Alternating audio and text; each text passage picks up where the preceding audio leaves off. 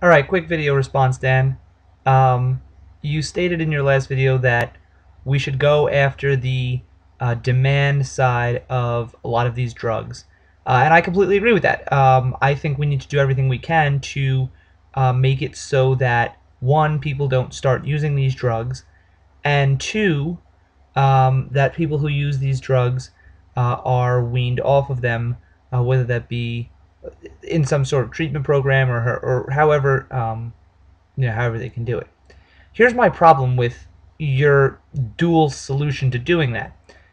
If you make something legal, as in you sell it in stores, marijuana or hallucinogens, like you said you want to do, those look you can argue it all you want.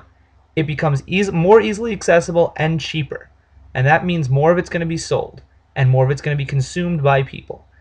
So those drugs are probably going to see an increase. There's no way around that. Now you can say that obviously, well, maybe that's not a bad thing because the problem of having more people on marijuana isn't as bad as having the jail problem of having millions of people in jail because of marijuana possession. On the other end of it, with some of these harder drugs, I think I agree in the fact that we need to attack the demand side of it. But I don't know how you do that if you don't have harsh penalties for people starting that.